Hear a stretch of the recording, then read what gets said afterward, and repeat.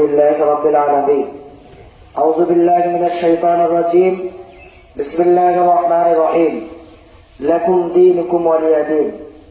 সম্মানিত উপস্থিতি, আজকের 1 নং বাবুগঞ্জ উঠান বৈঠকে উপস্থিত রয়েছেন আমাদের ইসলাম আন্দোলন বাংলাদেশের সংগ্রামী সভাপতি নেতা মুফতি সাইফুল ইসলাম জামাত সাহেব। আর উপস্থিত রয়েছেন ছাত্র আন্দোলন, যুব আন্দোলন, শ্রমিক আন্দোলন এবং বিভিন্ন ওয়ার্ড থেকে আগত আমার দিনী ভাইরা এবং আমার এখানে মাইকের আওয়াজ যতদূর যাচ্ছে আমার হিন্দু সম্প্রদায়ের ভাই বোনেরা, সবাইকে জানাই ইসলাম আন্দোলন বাংলাদেশ কর্তৃপক্ষ ইউনিয়ন শাখার পক্ষ থেকে আন্তরিক মোবারকবাদ ও শুভেচ্ছা। সংগ্রামী উপস্থিতি, আমরা আজকে উঠান বৈঠক কি জন্য করতেছি? আমরা জানি আগামী মাসের 12 তারিখ, ফেব্রুয়ারি মাসের 12 তারিখ আমাদের ত্রয়োদশ জাতীয় সংসদ নির্বাচন হতে যাচ্ছে। কি বলেন, ঠিক না? এই নির্বাচন অত্যন্ত একটি গুরুত্বপূর্ণ নির্বাচন। এই নির্বাচনের উপর ভিত্তি করবে আগামী 5 বছরে আপনার জীবন, আপনার ব্যক্তিগত জীবন, আপনার পারিবারিক জীবন, সামাজিক জীবন, রাষ্ট্রীয় জীবন। আপনি কি দুর্নীতি মুক্ত, আপনার স্বাধীন মুক্ত জীবন কাটাতে চান, নাকি আপনি কারো জুলুমের শিকার হয়ে বন্দি খাতায় আবদ্ধ থাকতে চান? কথা বলেন, ঠিক না? এই 12 তারিখে প্রমাণিত হবে যে আপনারা কি কারো গোলামিত্ব জিনজিরি পড়ে, আপনি কারো অধীনস্থ হয়ে, কারো হুকুমের দাস হয়ে জীবন যাপন করে থাকতে চান, নাকি আপনি এই বাংলাদেশের আসমান জমিন তৌলতা উন্মুক্ত বাংলাদেশে উন্মুক্ত ভাবে আপনার নিজের ব্যক্তিগত জীবন পরিচালনা করতে চান? সেই সিদ্ধান্তের দিন হবে কোন তারিখ? 12 তারিখ। 12 তারিখ অত্যন্ত গুরুত্বপূর্ণ। আমাদের ওয়ার্ডের সভাপতি বলেছেন যে আমরা ইসলামী আন্দোলন কেন করি। 2টা কথা বলেছেন, দুনিয়াতে শান্তি, আখিরাতে কি? মুক্তি। আপনারা যারা আমাদের হিন্দু সম্প্রদায়ের ভাইরা রয়েছেন, আমরা একথা সবাই বিশ্বাস করি। আমরা দুনিয়াতে কি চাই? আরো জোরে বলেন, কি চাই? শান্তি চাই। এই শান্তির জন্য আমরা পাকিস্তান হানাদার বাহিনীদের বিরুদ্ধে সংগ্রাম করেছিলাম। আমরা ভেবেছিলাম পাকিস্তান আমাদের উপর জুলুম করেছে, আমরা হয়তো শান্তি পাবো। হাজারো লক্ষ মাইল জীবন বিলীন করে শহীদ করে একটি ভূখণ্ড পেয়েছিলাম বাংলাদেশ। কিন্তু প্রকৃত স্বাধীনতা আজকে 54 বছর পরে দিয়েছে। হিন্দু মুসলিম মধ্য কেউ স্বাধীনতা পাই নাই। কথা বলেন, ঠিক না? কারণ আমরা দেখেছি আমার ন্যায্য ভোটের মাধ্যমে ভোটের আগে এসে আমাদের পায়ে ধরে, হাতে ধরে প্রতিশ্রুতি দেয়। যেই মানুষ ভোটের আগে এসে আমার পায়ে ধরেছে, আমার বাড়ির দুয়ারে এসে দাঁড়িয়েছে, যেই মানুষ ভোটের আগে আমার বিলের ভিতরে, খালের ভিতরে আমার কাদা পানি রাখা শরীর নিয়ে সে পাতা করে ধরেছে, ওই মানুষ ক্ষমতায় যাওয়ার পরে আমাকে তো ছিল না, বরঞ্চ তার কাছে আমি যেতে চাইল বিভিন্ন হানাদার বাহিনীর কারণে তার কাছে দিয়ে আমার মনের কথা বলার মতো কোনোদিন সময় খুঁজে পাই নাই। ঠিক না? তারা আমাদের ভোটে রাজা হয়েছে, আমাদের ভোটে নেতা হয়েছে। এজন্য একদলে এক নেতা বলেছে, ভোটের আগে আপনি পাও ধরবেন একবার, আর আপনি যখন ক্ষমতায় যাবেন তখন ওই জনগণ আমার এসে আপনার পাও ধরবে 70টা। আপনারা দেখছেন কিনা? কারণ আমরা দেখেছি বিগত দিনে যারাই আমাদের এই ক্ষমতার মস্তক দখল করেছে, তারা ভোটের আগে সুন্দর সুন্দর কথা, সুন্দর সুন্দর প্রতিশ্রুতি দিয়েছে, কিন্তু সেই ব্যক্তিদের কথা আর প্রতিশ্রুতি ক্ষমতায় যাওয়ার পরে আমরা কোনোদিন খুঁজে পাই নাই। কথা বলেন, ঠিক না? এজন্য আমরা কি চাই? শান্তি চাই। কি চাই? সম্মানিত উপস্থিতি, আমার হিন্দু ভাইরা রয়েছেন। আমি যদি আমার ইসলাম ধর্মের 1400 বছর আগের আমার নবী মুহাম্মদ রাসূলুল্লাহ সাল্লাল্লাহু আলাইহি ওয়াসাল্লামের যুগের দিকে যাই, আমার নবী এমন হিংসা আদর্শ প্রতিষ্ঠা করেছিলেন।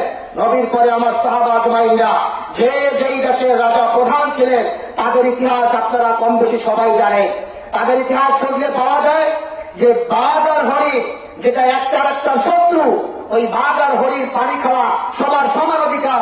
পানি খেতে গিয়ে বাঘ কখনো হরিণের উপর কি করে নাই? আক্রমণ করে নাই। কারণ পানি খাওয়া অধিকার বাঘেরও আছে, হরিণেরও আছে।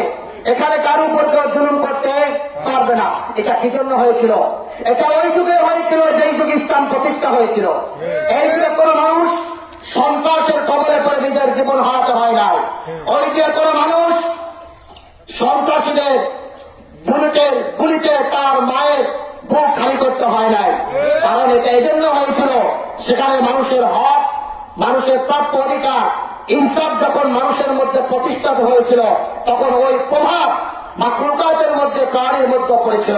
আমরা চাই সেই যুগের শান্তি। কথা বলেন ঠিক না দেখি? আমরা ওই যুগের শান্তি চাই, সেই যুগে একজন রাষ্ট্রপ্রধান হয়ে গাছতলায় বসে বসে তিনি এলাকা পরিচালনার ব্যবস্থাপনা করেছেন, আর সর্বশ্রেণীর মানুষ তার কাছে গিয়ে মনের কথা বলেছে। আমরা এমন রাষ্ট্র চাই না যেই রাষ্ট্র এমপি হওয়ার পর আমার কাছে 5 বছর 10 বছর হওয়ার পরেও আমি একবার এমপি সাহেবের সাথে মোলাকাত করতে পারি না। কথা বলেন ঠিক না দেখি? সংগ্রামে উপস্থিতি, এই জন্য আপনাদের কাছে উদাত্ত আহ্বান। আমাদের উপস্থিত রয়েছেন আমাদের ওলামায়ে কেরাম। এই ওলামায়ে কেরামদের দিকে আপনারা তাকান, কোন মানুষ বলতে পারবে না যে ওলামায়ে কেরাম কারো উপর জুলুম করেছে, চুরি করেছে, ছিনতাই করেছে, অন্যায় অবিচার করেছে, এমন কোন প্রমাণ আছে বলেন? আমাদের এই ইউনিয়নের প্রধান তিনি একজন আলেম। আমাদের সহযোগী সংগঠনের যত প্রধান সবাই কি একজন আলেম। শুধু তাই না, আমাদের এমপি প্রার্থী তিনি একজন বিজ্ঞ আলেম, সমাজসেবক, রাজনীতিবিদ এবং ব্যবসায়িক লাইনে বাংলাদেশের টপ লেভেলের একজন ব্যবসায়ী। এবং আমাদের দলের যে প্রধান ইশরাক চরমনাই, তার কথা তো সবাই জানেন। তিনি আমাদের একজন আদর্শিক নেতা, যার কোনো তুলনা হয় না। এই জন্য আপনাদের কাছে উদাত্ত আহ্বান জানাই। আপনাদের কাছে আমি আমাদের প্রফেসর কামাল উদ্দিন ভাইয়ের জন্য ভোট চাই। 12 তারিখ সারাদিন হাত পাখা মার্কায় ভোট দিন।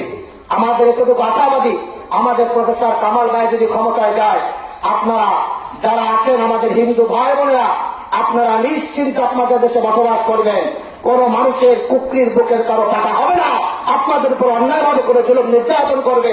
আপনাদের পাহাড়ের আমরা ইসলাম আন্দোলনের নেতা কর্মী হব, ঠিক আছে?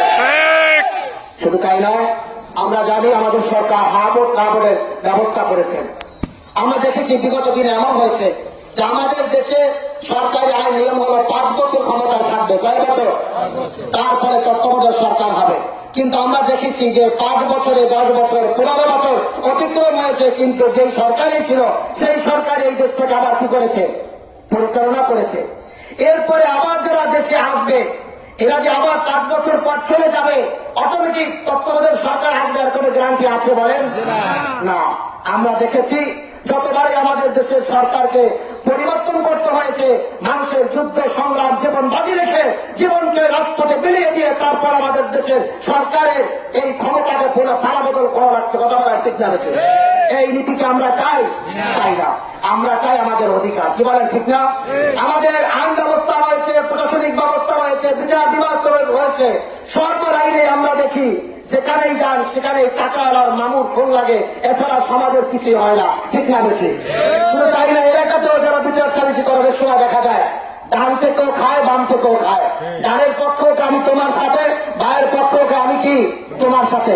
আমরা কি এই সালিস বিচার ব্যবস্থা চাই? এই যা বলেছে এগুলো যদি আমরা না চাই, তাহলে আমাদের অবশ্যই হা ভোটে ভোট দিতে হবে।